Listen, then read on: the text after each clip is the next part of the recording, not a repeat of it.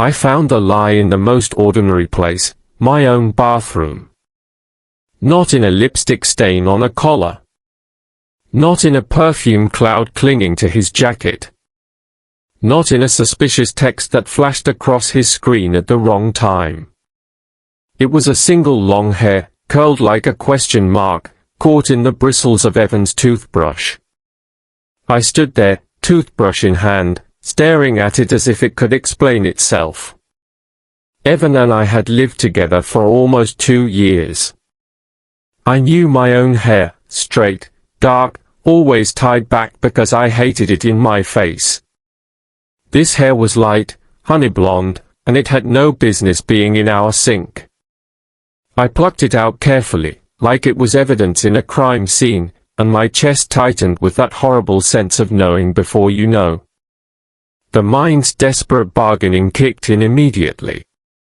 Maybe it was from the gym. Maybe his sister used our bathroom. Maybe I was being paranoid because work had been brutal and I hadn't slept enough, and then the second hair appeared. And the third. I set the toothbrush down like it had become dangerous. My heart didn't race. It sank.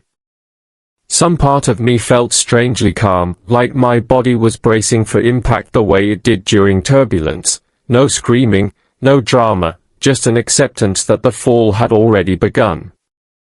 I walked out to the living room and found Evan on the couch, one arm draped over the back, scrolling his phone as if the world didn't exist beyond whatever stupid video he was watching.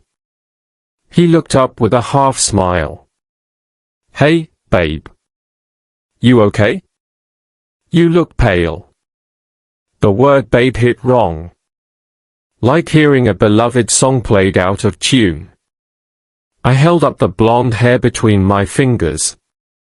He squinted, confused for half a second. Then his expression smoothed out, too quickly. "Seriously," he said with a short laugh.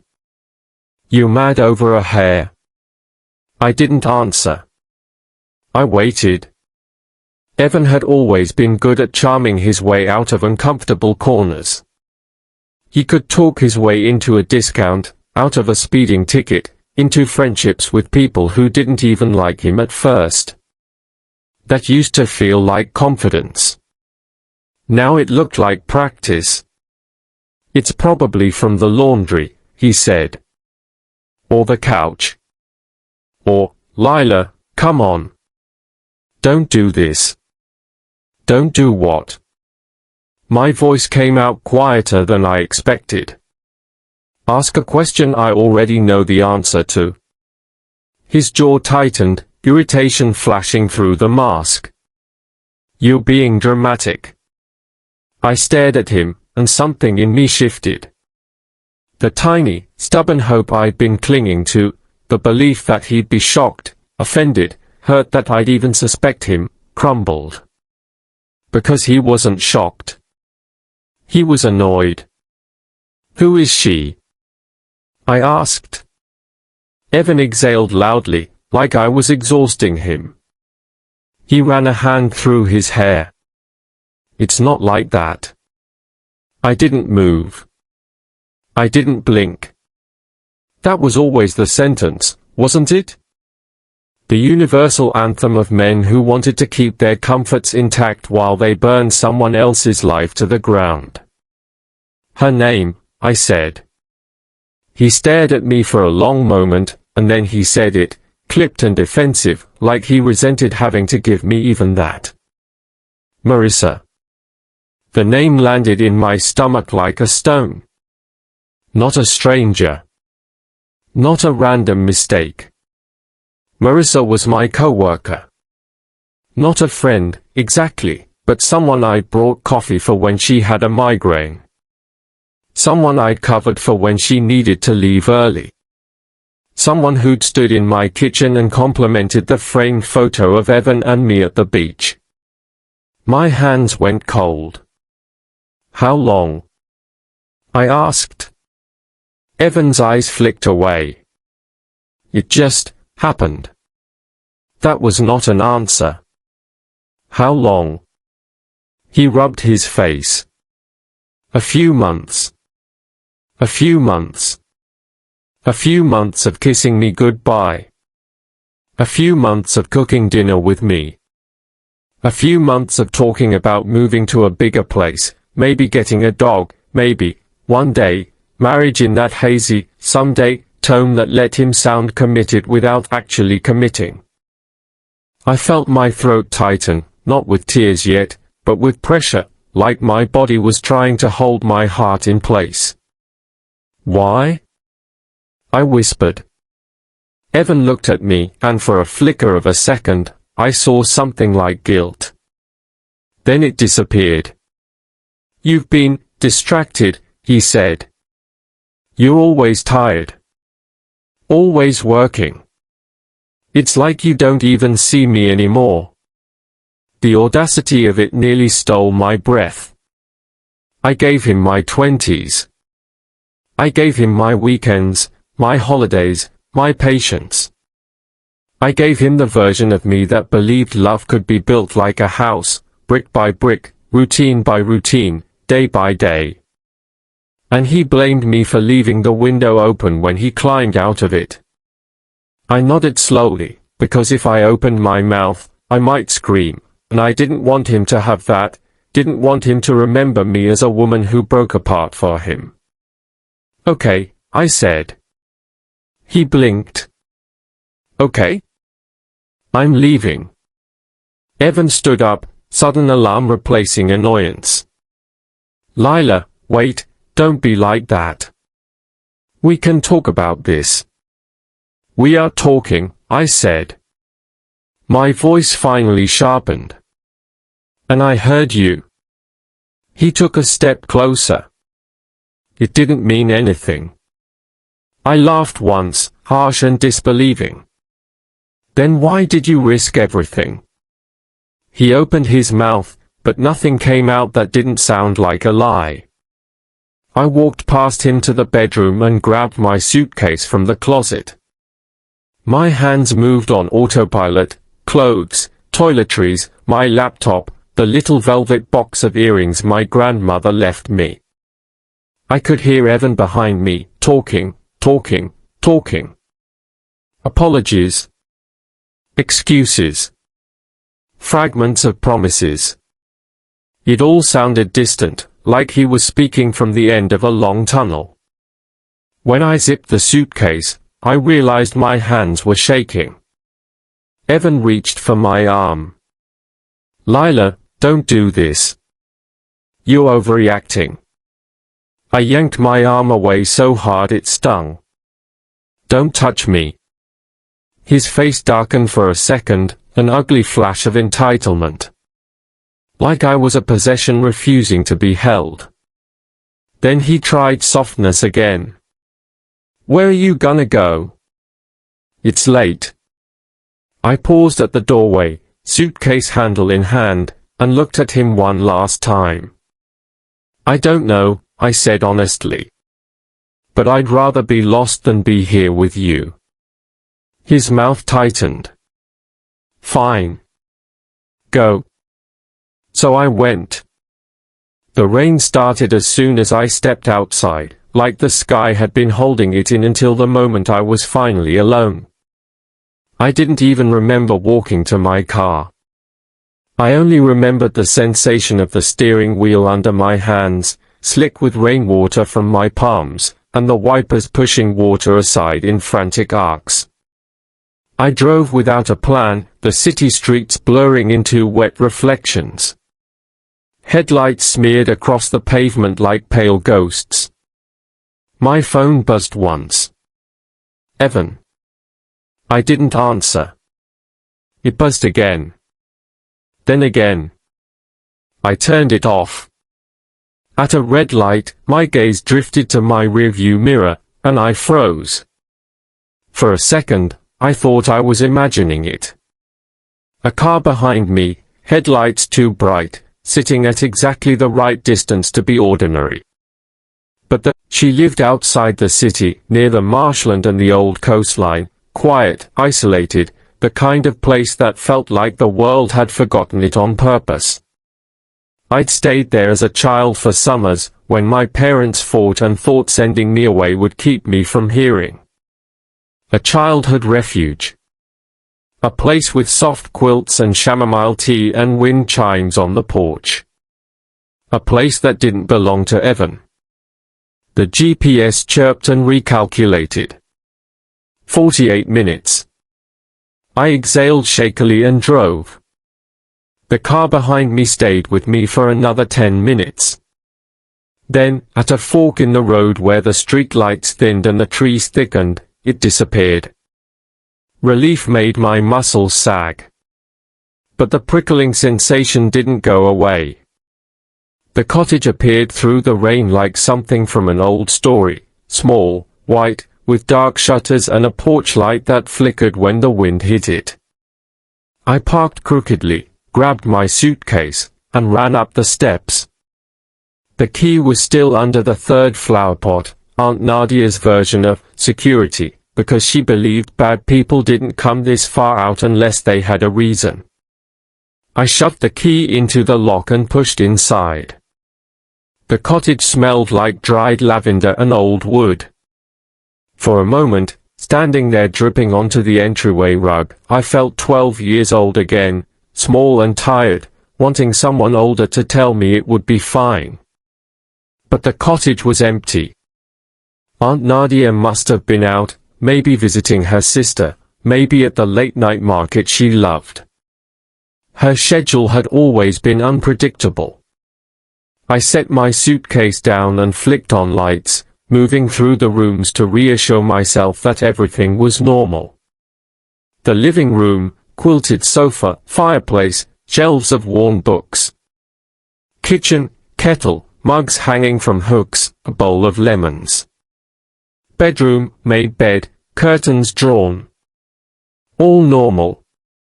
I went back to the living room, sat on the sofa, and finally, let myself feel it. The betrayal didn't come like a single wave. It came like an ocean pulling me under in cycles. I pressed my fists to my eyes, trying to stop tears that wouldn't be stopped. Not sobbing, yet. Just silent leaking, the kind that made my chest hurt. The kind that made my throat feel raw. I thought of Marissa, her smile at work, her casual, "How's Evan?" while she stirred sugar into her coffee. I thought of Evan, his annoyed face when I held up the hair, as if my pain was an inconvenience. And then, in the middle of my spiraling thoughts, the wind chimes on the porch rang. I froze. The sound was soft and delicate, glass tapping glass. Then it rang again. Someone was outside. I held my breath, listening. The rain had softened to a steady patter. The trees hissed in the wind. A shape moved past the front window. My heart slammed into my ribs. I stood up slowly. There was no weapon in reach, unless you counted the fireplace poker, too far, or the heavy ceramic vase on the side table. Another movement. Closer. Then a knock came at the door. Not frantic. Not aggressive. 3 gentle taps. I didn't answer.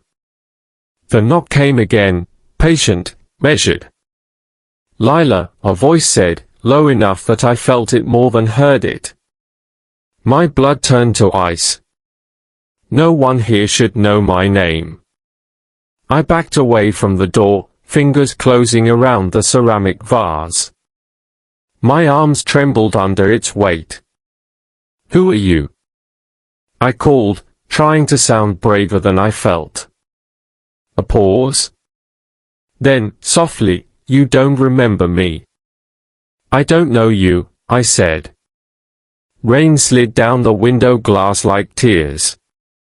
The porch light flickered again, and through the warped reflection, I saw him, just a silhouette at first.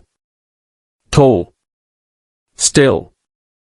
unmoving in a way that didn't match the restless wind. Then he stepped slightly into the weak light. My breath caught. He was beautiful, in a way that didn't feel safe. Pale skin, dark hair dampened by rain, sharp cheekbones that looked like they belonged in a painting. His eyes were the strangest part, too light, too clear, like moonlit water. And he was looking at the door as if he could see through it. As if he could see me. "I'm not here to hurt you," he said calmly. I tightened my grip on the vase. "Then why are you here?" His gaze lowered, just slightly, like he was listening to something inside the house. To my breathing. To my heartbeat. Then he said, almost tenderly, "Because he broke you tonight." My throat went dry. "How do you know that?" Silence. The wind chimes rang again, frantic now, driven by a gust. When he spoke, his voice was quieter, intimate in a way that made my skin crawl. "I know when you cry," he said. "I always have." My stomach lurched. I took another step back. "How?" My voice cracked. I swallowed. "How do you know my name?" His expression shifted, something like pain passing over his face, so quick I almost missed it. "You used to say it," he replied. "When you were small. In the garden. You'd whisper it to the roses like it was a secret the world couldn't steal." My knees threatened to give out. Because that wasn't something anyone should know. That was a memory I barely remembered myself, me at Aunt Nadia's cottage, playing alone near the fence where roses climbed wild, naming each bloom as if it were a person. "I'm calling the police," I said, though my hand was already moving toward my dead phone out of habit. He didn't flinch. "You can," he said. "They won't come fast enough if what followed you here decides to stop hiding." A new kind of fear replaced the old one. "What are you talking about?" His eyes flicked to the darkness beyond the porch, to the line of trees where the road disappeared. Then he looked back at the door. "Let me in," he said. Something in his tone pressed against me, not force, not command exactly, but an unbearable certainty, like gravity. My fingers went numb around the vase. "I don't let strangers into my house," I managed. A pause. Then he said, almost like he was confessing something he'd tried not to, "I'm not a stranger to you." And before I could respond, before I could even move, a sound came from the side of the cottage. A heavy footstep on wet earth. Then another. Not on the porch. Along the wall. Like someone circling. My pulse roared in my ears. The beautiful man's head turned slightly, listening, and the calm on his face sharpened into something else. Hunger. Not for food. For violence. For protection. For something ancient. His gaze returned to the door. "I can smell his intent," he murmured. "He thinks you're alone."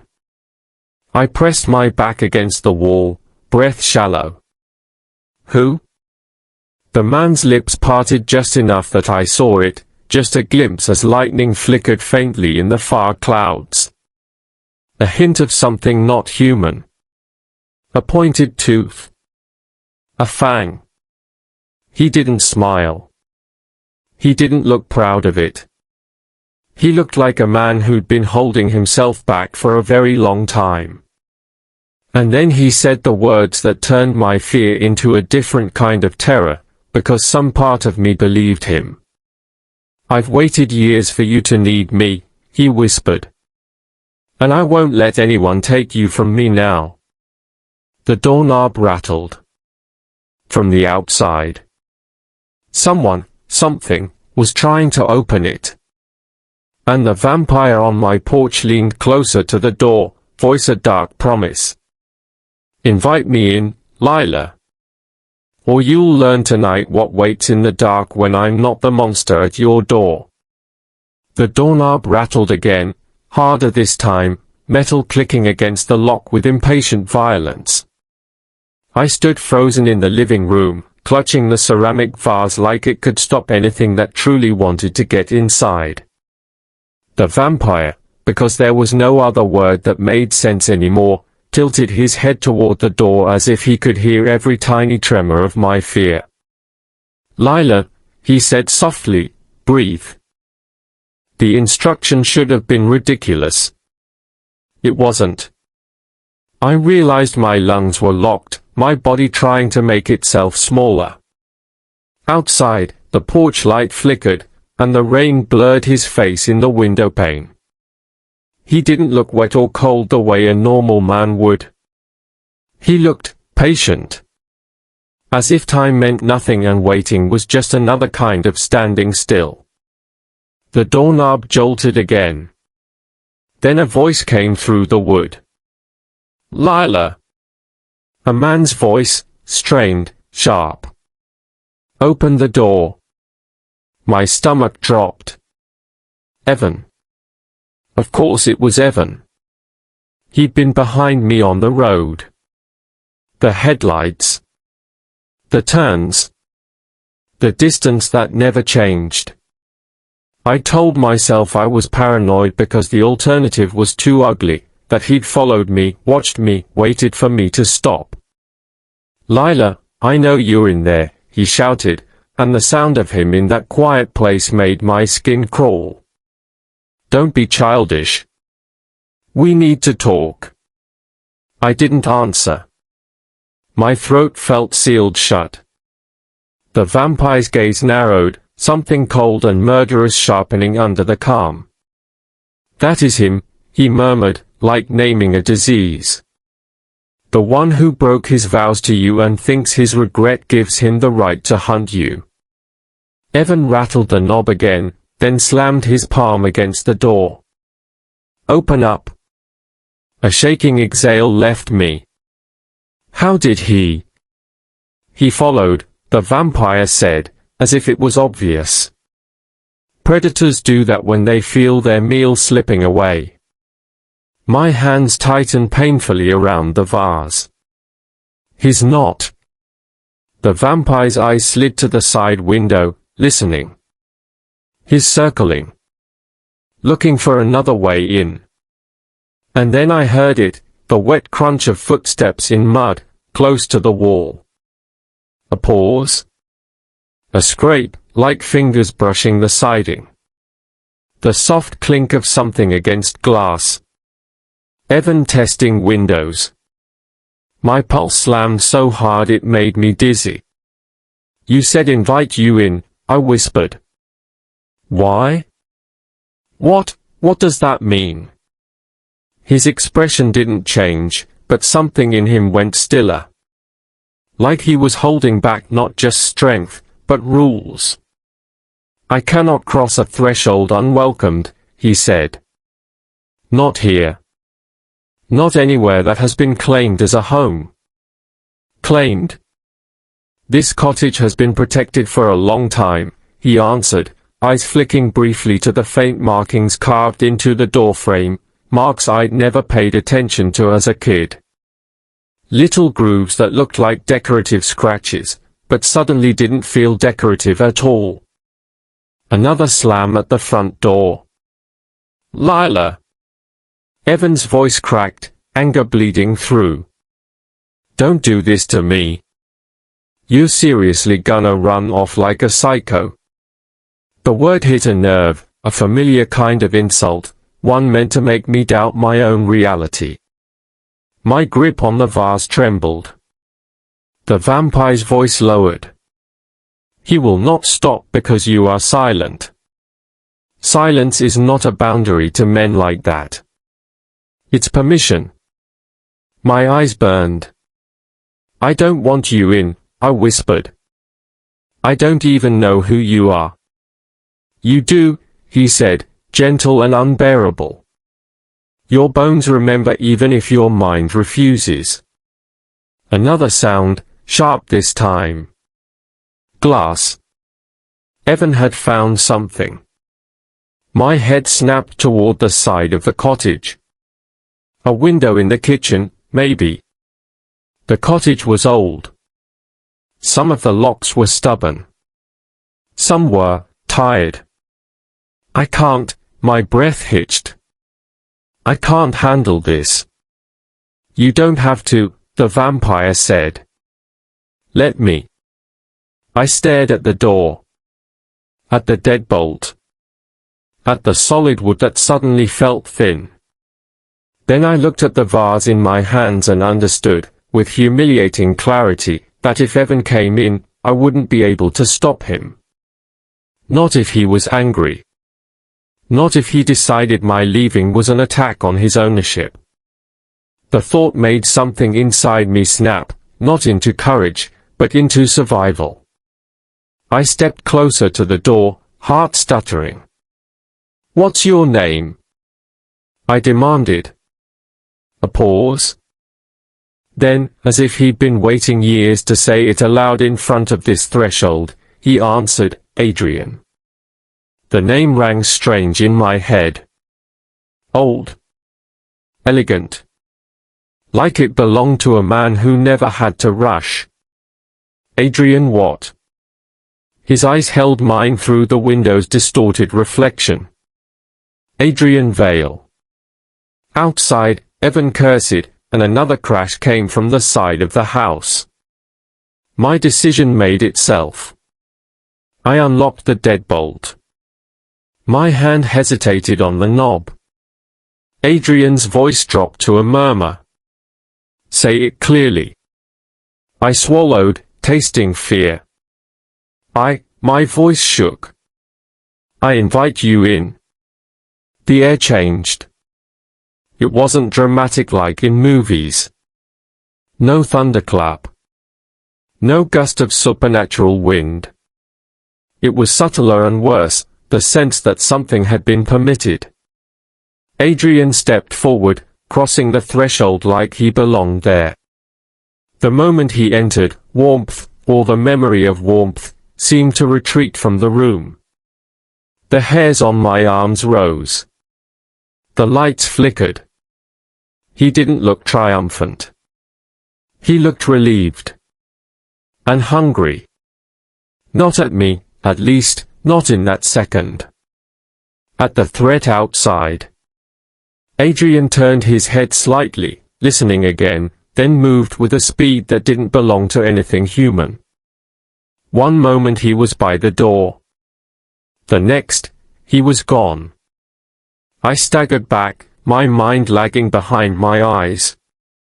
The sound that followed wasn't a scream. It was a choked gasp, Evan's voice cut short, like someone had stolen the air from him. I ran to the front window and pushed the curtain aside. Rain poured down the porch steps in silver sheets. Under the weak porch light, Evan stood half-turned, his face confused and furious. Then Adrian appeared behind him, silent as a shadow. Evan spun, and his expression collapsed into shock. "What the? Who are you?" Evan barked, trying to sound tough. "Is this some kind of joke? Lila, is this?" Adrian didn't answer. He reached out and grabbed Evan by the collar one-handed, lifting him just enough that Evan's feet stumbled awkwardly, like the ground had betrayed him. Evan's bravado evaporated. Hey. Put me down." Adrian leaned closer, speaking so quietly I couldn't hear the words through the glass, but I saw the change in Evan's face. Fear, raw and immediate. The kind of fear that bypasses pride and goes straight to the animal brain. Evan struggled, hands clawing at Adrian's wrist, but Adrian didn't even seem to notice. Then Adrian's head tilted, and I saw it, clearer than before. Fangs, fully shown now, sharp as polished bone. Evan froze. His mouth opened, but no sound came out. Adrian's lips moved again, and Evan's eyes went glassy, like a screen losing signal.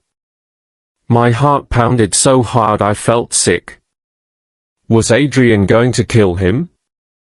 A part of me, deep, ashamed, furious, wanted Evan to pay. But I didn't want him dead on my aunt's porch. I didn't want blood in the rain because of me. I yanked the front door open. Adrian! I shouted into the storm. Stop! Adrian's head turned toward me. His eyes flashed, bright, unnatural. For a split second I thought he might ignore me. Then, slowly, he lowered Evan until his shoes hit the porch. Evan swayed, breathing hard, eyes wide. Adrian didn't let go. He will not enter, Adrian said calmly, speaking loud enough for me to hear now. He will not touch you. He will not speak your name with ownership again. Evan's voice trembled. Lila, what is this? Who is this guy? Is this some freaky roleplay thing? Adrian's hand tightened on Evan's collar, and Evan choked. Listen, Adrian murmured, and the word didn't sound like a request. It sounded like a spell. Evan's eyes snapped to Adrian's face. Adrian spoke with the slow certainty of someone writing into wet cement. You will forget this road. Evan blinked. You will forget this house. Evan's throat bobbed. You will forget the idea that you are entitled to her forgiveness. Evan's breathing hitched. And if you try to follow her again, Adrian continued, voice turning colder than the rain, you will remember me. Evan whispered, okay. Adrian released him. Evan stumbled down the porch steps as if his legs didn't quite belong to him. He walked into the rain, moving stiffly, then paused at the bottom step, head turning like he was trying to place where he was. He looked up at me, confused. Lila, he called, but there was no anger in it now, only disorientation, as if he'd forgotten why he'd come and found himself on some random stranger's porch. I said nothing. Evan frowned, then turned and walked away into the darkness, rain swallowing him piece by piece. I stood there in the open doorway, soaked air rushing over my skin, trying to reconcile what I'd just seen with reality. When I looked at Adrian again, he was watching me like my reaction mattered more than Evan's existence. Are you hurt? He asked. I stared at him, numb. What did you do to him? I pushed his mind away from you, he said simply. Humans are soft inside. They can be guided. My voice cracked. That's not normal. His gaze held mine. Neither am I. The wind shoved rain sideways. I realized I was shaking violently, not from cold, but from shock. Adrian stepped closer, stopping just short of the threshold as if he still respected it, even after I'd invited him in. You should close the door, he said. You'll freeze. I didn't move. Who are you? I demanded again, louder this time to cover how badly my hands trembled. And don't tell me I remember you, because I don't. I've never seen you before tonight. Adrian's expression shifted, something like pain, quickly controlled. You have, he said. I narrowed my eyes. When? He looked past me into the cottage, like the rooms themselves carried history. When you were small. When you stayed here in the summers. My throat tightened. That's impossible. It's not, he said, almost gently. You simply stopped seeing what frightened you. I backed up a step, letting the door swing halfway closed between us. Why are you watching me? Adrian's eyes sharpened. I am not watching you. You knew my name, I shot back. You knew I was crying. You knew Evan followed me. Don't lie. A silence stretched between us, filled with rain and the distant groan of trees. Then Adrian said, very softly, I tried not to come. That sentence didn't make me feel safer. It made me feel hunted. Why did you? I demanded. His gaze dropped, just for a moment, to my throat, where my pulse throbbed visibly. The look wasn't crude. It was reverent in a way that made my skin prickle. Then he lifted his eyes again, and his voice turned honest in the most terrifying way. Because I have wanted you for a long time, he said. And tonight you were finally unguarded. The words hit like a slap. My stomach twisted. So you admit it. You're here because you're obsessed with me. Adrian didn't deny it. He simply said, yes. A clean, unashamed confession. Not a flirtation. Not a joke. Not a dramatic line. A truth. I forced myself to breathe. Get out. Adrian didn't move. You can't just. My voice shook with rage now, rage that felt easier than fear. You can't just show up at my aunt's house and act like you own me. I just got betrayed, I'm exhausted, and I'm not going to trade one nightmare for another. I do not own you, Adrian said, and for the first time his tone held something sharper than patience. But I will not pretend I do not want you. That doesn't make it better. No, he agreed, quiet again. It makes it true. I stared at him, drenched in the doorway, feeling the world tilt. Then I realized something that made my blood chill all over again. You couldn't come in, I said slowly. Until I invited you. Yes. So you were going to stand outside, I said, voice rising, and let Evan break in if I didn't say the words. Adrian's jaw tightened. I was going to stop him, he said. From outside, if I had to. But it would have been messy. You would have seen more than you should. My hands clenched. So you needed me to invite you so you could handle him neatly. Adrian's eyes flickered. Yes. And you pressured me into it. His voice softened. I warned you. I did not force you. I hated that he was technically right. That I had spoken the words myself. I swallowed, trying to think clearly. You could compel him. You can erase memories. You can, I gestured helplessly.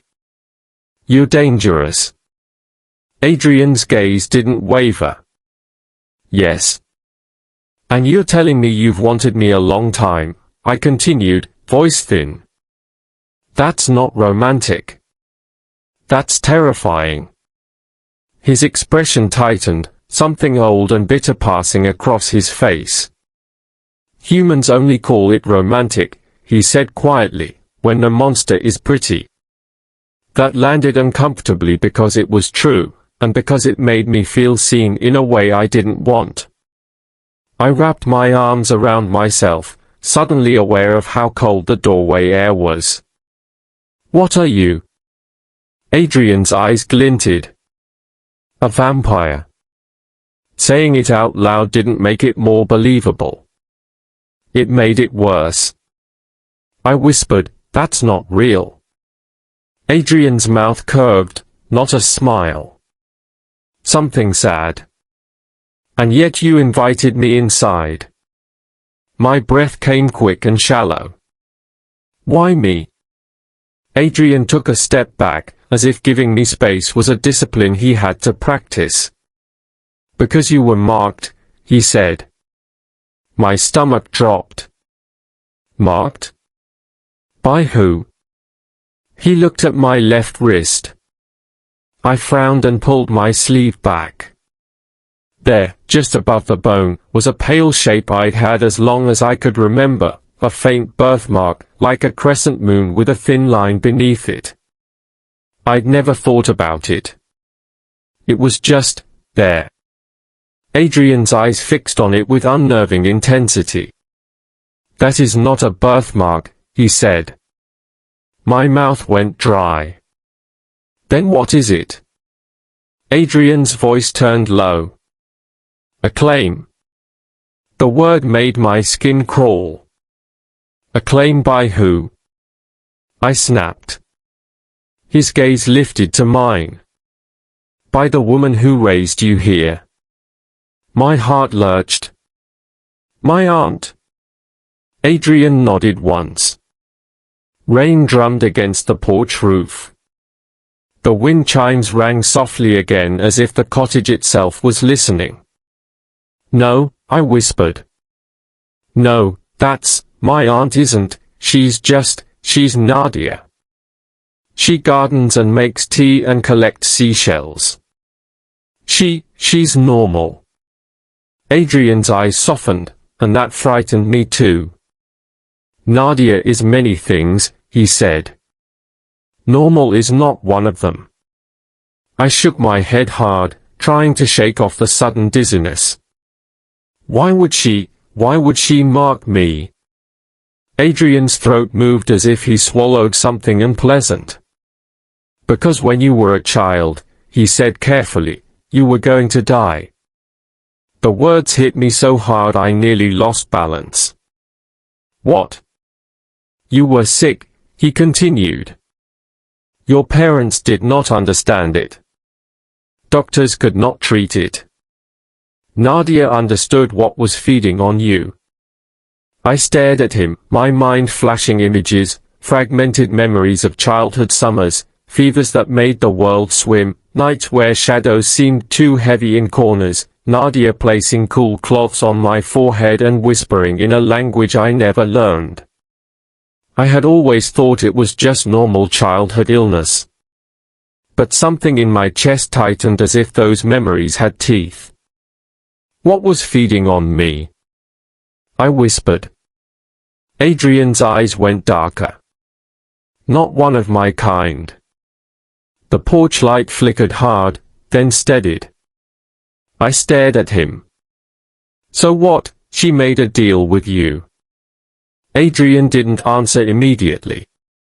His silence was its own confession. My voice rose, furious now with a whole new target. She traded me to you.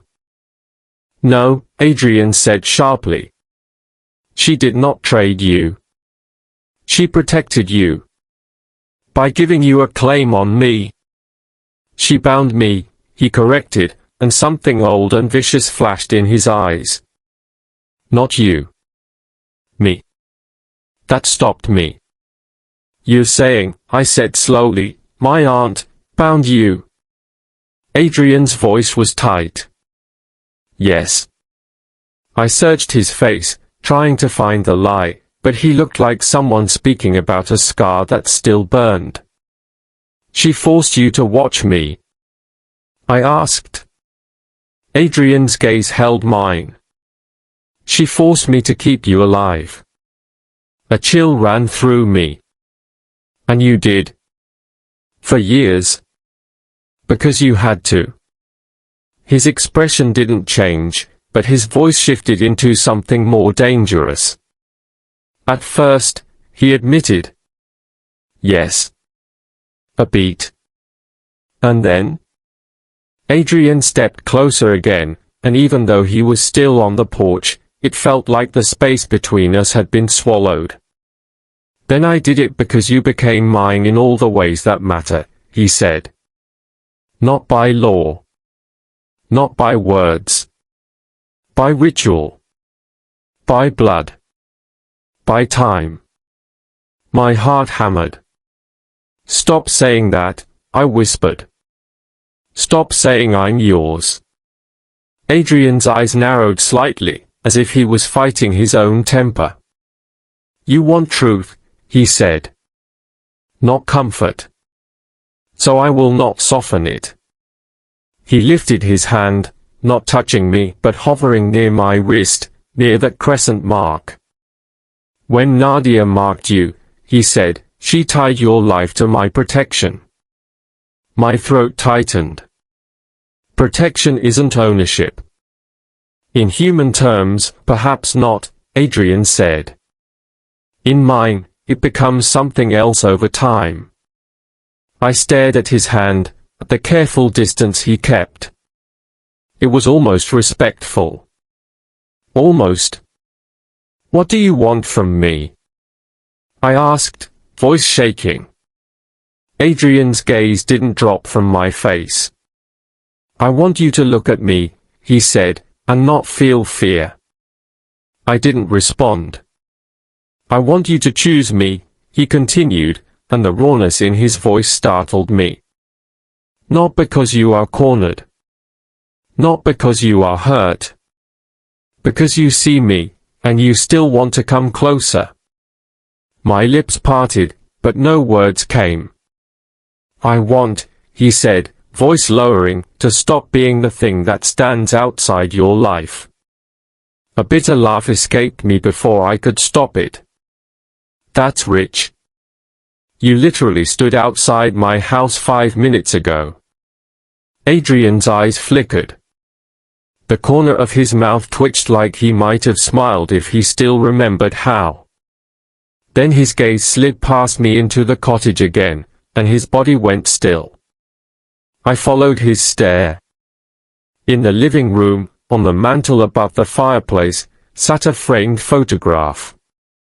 It was an old picture from one of my childhood summers, me missing a front tooth, grinning too wide, holding a handful of roses I'd stolen from the garden. Behind me in the photo, slightly out of focus, was the rose fence. And in the shadows beyond it, a shape. Tall. Dark. A figure half hidden behind the climbing blooms. My breath caught. I stepped into the living room, forgetting the rain, forgetting the cold, forgetting Adrian for a second. My hands shook as I lifted the frame and brought it close to the light. The figure in the background was blurred, almost mistaken for a trick of shadow. Almost. But now that I was looking for it, I couldn't unsee it. Someone had been there. Watching me. I turned slowly back toward the door.